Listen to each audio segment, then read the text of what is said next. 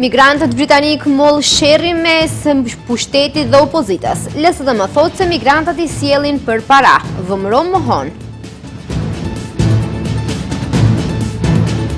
Policia arrestoi ish avokatin e shtetit Fehmi Stafën pasi dyshohet për mitmarrje.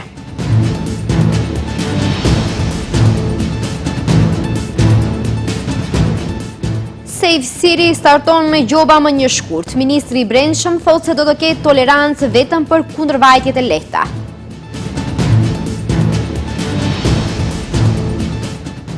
Të vrarë dhe 29 plagosur në një plazh të Sydney në Australi. Kryeministri tha se ishte sulm terrorist.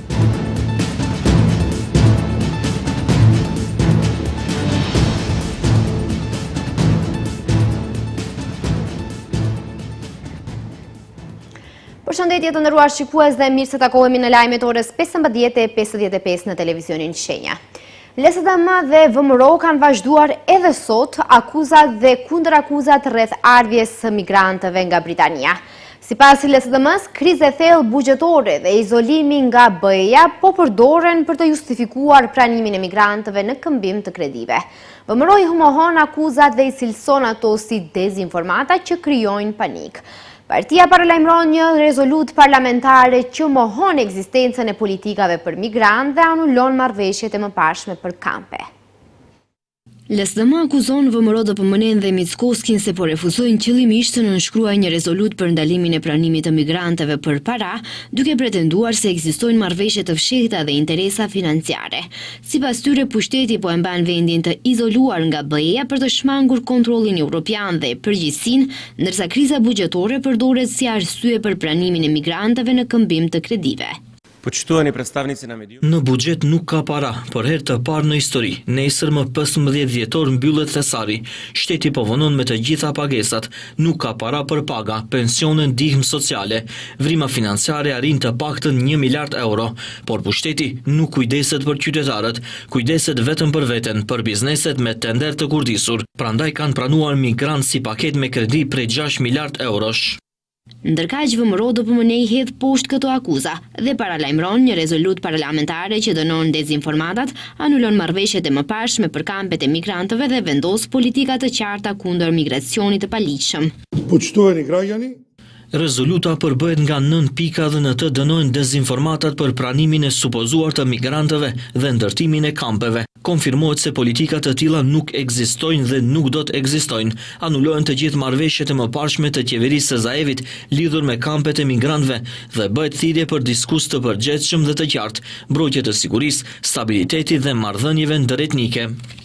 Mickovski sqaroi se rezoluta vendos një politikë të qartë shtetërore kundër migracionit ilegal dhe hyn në fuqi menjëherë pas miratimit të saj. Rezolutën VMRO DPMN do ta propozojë në kuvend dhe i fton të gjitha partitë parlamentare që ta mbështesin atë. Policia arrestoi ish avokatin e shtetit Fehmi Stafën pasi dyshohet për mitmarrje. Ministri i Punëve të Brendshme Panç Toshkovski tha se janë në koordinim me prokurorinë për hapat e mëtejshëm. Arrestimi i Stafës vjen pas një sër polemikash që ndoqën emrin e tij për muaj të tërë gjatë pushtetit të kaluar. Fehmi Stafa ka ushtruar funksionin e avokatit shtetëror nga gushti i vitit 2018 deri më 23 gusht 2022, kur u shkarkua nga detyra. Avokati i shtetit emërohet nga qeveria, ndërsa institucioni që ai drejton është i ngarkuar të mbrojë pasurinë dhe të drejtat e tjera, si dhe interesat e shtetit. Dyshohet se është kapur duke marrë rishfet, policia arrestoi ish avokatin e shtetit Fehmi Stafën. Ministri i Punëve të Brendshme Panç Toshkovski nuk e tregoi arsyen zyrtare të arrestimit, vetëm tregoi se MPB në bashkëpunim me prokurorinë për ndjekjen e krimit të organizuar dhe korrupsionit dhe pas urdhrit të gjykatës së procedurës paraprake e kanë arrestuar Stafën një ditë më parë, ndërsa shtoi se janë në koordinim me prokurorinë, por nuk mund të ndajnë më shumë informacione për këtë rast. Ministria e Punëve të Brendshme së bashku me prokurorin po tregojnë se munden të funksionojnë më ndryshe nga praktikat të shpeshta në të kaluarën, sa i përket luftës kundër krimit dhe korrupsionit. Arrestimi i stafës vjen pas një sër polemikash që ndoqën emrin e tij për muaj të tërë gjatë pushtetit të kaluar. Ai u shkarkua nga posti i avokatit të shtetit me vendim të qeverisë pa shpjegime publike. Në të njëjtën kohë kur u shkarkua dhe ish drejtori i policisë financiare Arafat Muharremi, me të cilin stafa sipas informacioneve në Opinion ishte në një luftë të heshtur. Emri i tij u përmend edhe në skandalin që përfshinte pagesën e honorareve për prezantuesen televizive Besmira Ejupi, e cila u përfol në publik si një konsulle mundshme e ardhshme. Sipas të dhënave të publikuara më parë nga Komisioni Shtetëror për Parandalimin e Korrupsionit, zyra e avokatit të shtetit i pagoi asaj një total prej 247.658 denar përmes 11 transaksioneve për, siç u tha, angazhime pune jo ekzistente. Paralelisht, stafa u përfol edhe në rastin Trust, përkatësisht pa mundësinë e shtetit për të mbledhur dëmshpërblim prej rreth 17 milion eurosh nga biznesmeni Saad Koçan, gjithsesi se gjatë procedurës së falimentimit të kompanisë Koçanit u mundsua tjetërsimi i pronës, gjë që e la shtetin pa mundësinë e konfiskimit. Prokurorët Artan Ajro dhe Gavril Bobevski më pas treguan se pasi vendimi të merrte formë të prerë, kompetenca për mbrojtjen e interesave pronësore do t'i kalonte shtetit, përkatësisht prokurorisë së shtetit si përfaqësues i saj ligjor. Fehmi Stafa ka ushtruar funksionin e avokatit të shtetit nga gushti i vitit 2018 deri 23 gusht 2022, kur u shkarkua. Stafa aktualisht është avokat. Fehmi Stafa së fundmi ishte kandidat në thirrjen publike të kuventit për antar të Këshillit Gjyqësor. Prokuroria parashtroi kërkesë për fillimin e procedurës përgatitëse për gjithsej 5 fëmijë në konflikt me ligjin sepse kanë ndërmarrë veprime të cilat janë paraparë si vepër penale dhunë. Bëhet fjalë për të mitur të moshës prej 14 dhe 15 vjeç, të cilët në grup kanë kryer dhunë të ashpër ndaj 2 14 vjeçarëve të tjerë. Incidenti ka ndodhur më 12 dhjetor në oborrin e shkollës fillore Dituria në Saraj. Prokuroria sqaroi se 2 fëmijët viktima të dhunës po shkonin në shtëpi kur u ndaluan nga sulmuesit në dalje të oborrit të shkollës. Ata filluan t'i godisnin me grushte dhe shqelma në kokë dhe trup. Njëri nga fëmijët e lënduar pësoi plagë sipërfaqësore në kokë, ndërsa fëmia tjetër pësoi lëndime të rënda trupore, tronditje, hunë të thyer dhe hematoma në të gjithë trupin.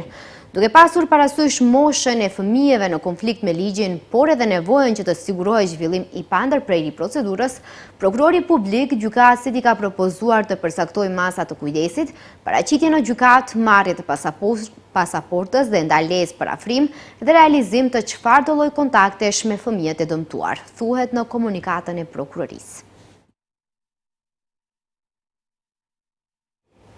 Sistemi Safe City do të fillojë me gjoba nga 1 shkurti, me tolerancë vetëm për kur ndërvajtje më të lehta, ndërsa për vozitje të rrezikshme nuk do të ketë kompromis. Ministri i Brendshëm Panço Toshkovski theksoi se tejkalimi i shpejtësisë rrit ndjeshëm rrezikun e vdekjeve në aksidente. Sipas tij, periudha testuese tregoi ulje të aksidenteve, veçanërisht atyre me pasoja të rënda në shkup. Ministri njoftoi se do të hapet një pikë për qytetarët që kanë ankesa lidhur me të dhënat e Safe City-t. Safe City, i cili me gjoba do të nisë nga 1 shkurti, tolerancë sipas ministrit të Brendshëm do të ketë vetëm për kundërvajtje më të lehta, ndërsa për vozitje të rrezikshme theksoi se nuk do të ketë kompromis. Panço Toshkovski si argument për këtë u thirr në statistikat botërore, të cilat sipas tij tregojnë për rrezikun e tejkalimit të shpejtësisë. Megjithatë, nuk tregoi se sa do të jetë pragu i tolerancës. Nëse kemi kufizim të lëvizjes deri në 50 km/h, kjo do të thotë se gjithçka që është mbi 50, sidomos nëse ka kalimtar të lënduar ose rrethana të tjera rënduese, do të ngritet procedurë adekuate me përgjegjësi penale. Statistikat tregojnë se gjatë një goditje me shpejtësi 60 km/h, shanset për të shpëtuar janë pothuajse minimale. Nga 10 persona, mesatarisht mbijetojnë vetëm 2. Qëllimi sipas Toshkovskit është që sistemi Safe City të rrisë sigurinë në trafik dhe të ulë numrin e aksidenteve të trafikut.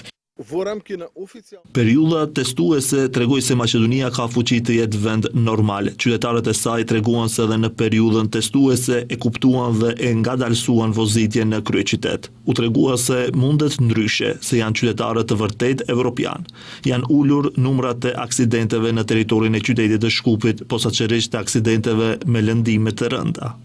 Për të gjitha parregullësi që i denoncojnë qytetarët lidhur me të dhënat e tyre rreth Safe City-t, ai njoftoi se do të formohet një pikë ku ata mund të shkojnë dhe të rregullojnë ato probleme, ndërsa shtoi se deri më një shkurt presin që në kuvend të kalojnë të gjitha ligjet që lidhen me qytetin e sigurt. Hulumtimi i barometrit ballkanik tregon se 25% e qytetarëve nuk besojnë se Maqedonia e Veriut do të hyjë në Bashkimin Evropian, ndërsa 68% e të rinjve planifikojnë të largohen nga vendi. Hulumtimi zbulon se faktorët ekonomik, mungesa e besimit në institucionet dhe perspektivat e kufizuara për zhvillim personal dhe profesional janë ndër arsyet kryesore për këto qëndrime. Hulumtimi i fundit i barometrit ballkanik i realizuar në nivel rajonal tregon se 1/4 e qytetarëve të Maqedonisë së Veriut mendojnë se vendi nuk do të bëhet kurrë antar i Bashkimit Evropian. Veçanërisht, shqetësuese janë të dhënat për popullsinë e re. Sipas hulumtimit, rreth 68% e të rinjve në rajon mendojnë se ardhmja e tyre është jashtë vendit, më së shpeshti në shtetet e Bashkimit Evropian, ku shohin mundësi më të mira për punësim, standard më të lartë jetese dhe siguri më të madhe. Hulumtimi zbulon se euroskepticizmi është në rritje veçanërisht për shkak të procesit të gjatë dhe të pasigurt të integrimit evropian, blokadave politike dhe ndjenjes së stagnimit. Edhe pse një pjesë e të anketuarve vazhdojnë ta mbështesin perspektivën evropiane, një përqindje e konsiderueshme shprehin dyshime se antarësimi do të realizohet. Hulumtimi zbulon se faktorët ekonomik, mungesa e besimit në institucionet dhe perspektivat e kufizuara për zhvillim personal dhe profesional janë ndër arsyet kryesore për këto qëndrime. Po ashtu nënvizohet se vazhdimi i reformave dhe rikthimi i besimit në procesin evropian janë thelbësor për mbajtjen e të rinjve në vendet e rajonit. Barometri ballkanik është një hulumtim i rregullt që mat qëndrimet e qytetarëve të Ballkanit Perëndimor mbi çështje kyçe politike, ekonomike dhe shoqërore dhe rezultatet e tij përdoren shpesh si tregues i gjendjes së opinionit në rajon. Agjencia e Ushqimit dhe Veterinarisë njoftoi se në vend kalimin kufitar Qafthani, inspektorët e tyre kanë ndaluar importin e mbi 26 tonëve mish pule i ngrirë nga Brazili. Pas vendimit për ndalim importi, mishi është kthyer në vendin eksportues Brazil. Inspektorët e Agjencisë për Ushqim dhe Veterinari në vendkalimin kufitar Qaftan kanë ndaluar importin e mbi 26 ton mish pule i ngrirë pa kock për shkak të mosplotësimit të kushteve për import. Dërgesa me 2167 paketime me nga 12 kg mish i ngrirë pule, pas nxjerrjes së vendimit për ndalim importi nga veterinerët zyrtar të AUV-s është kthyer në vendin eksportues Brazil, thuhet në komunikat. Agjencia sqaron se ndalimi i importit është vendosur pasi dërgesa ishte në kundërshtim me vendimin për ndalim të importit të kafshëve të gjalla, produkteve dhe nën-produkteve me origjinë shtazore nga Brazili, me qëllim mbrojtjen nga futja e virusit të gripit të shpendëve. Sipas këtij vendimi, ndalohet importi i dërgesave që rrjedhin nga kafshë të therrura, të ngarkuara dhe të certifikuara para datës 1 gusht 2025.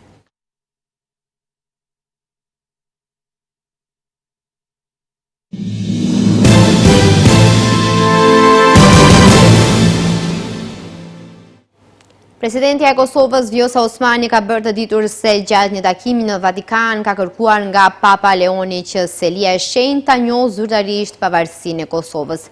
Takimin që zhvilloi në Vatikan, presidentja Osmani e cilësoi si shumë domethënës për marrëdhëniet mes dy palëve. Në takim me Papa Leonin e 14, natyrisht që paraqita shpresën dhe besimin e të gjithë popullit të Kosovës, se Vatikani më në fund do ta marrë vendimin e shumë pritur për ta njohur Republikën e Kosovës, duke njohur edhe vuajtjet e gjata të popullit të Kosovës për të jetuar i lirë dhe i pavarur, u shpreh Osmani. Presidentja theksoi se një vendim i tillë do të kishte ndikim pozitiv, jo vetëm për Kosovën, por edhe për paqen, stabilitetin dhe mirëqenien në rajon. Që nga shpallja e pavarësisë së Kosovës në 2008, përfaqësues të institucioneve të larta në Kosovë kanë zhvilluar kontakte të vazhdueshme me Selinë e Shenjtë, duke ngritur çështjen e njohjes së pavarësisë. Të paktën 12 persona u vranë dhe mbi 29 të tjerë u plagosën nga disa dështëna me armë në plazhin Bondi të Sydney të Australisë. Mes të vrarëve është edhe njëri nga sulmuesit, ndërsa ndër të plagosurit janë disa oficerë të policisë që po reagonin në vendngjarje. Të shtënat ndodhen në një aktivitet në plazh që festonte festën hebraike të Hanuka, e cila filloi në perëndim të diellit. Njerëzit në Bondi Beach u shpërndan ndërsa dëgjoheshin të shtëna të shumta dhe sirena policie. Kryeministri austrian Antonio Albanese tha se ishte një sulm terrorist shkatërrues.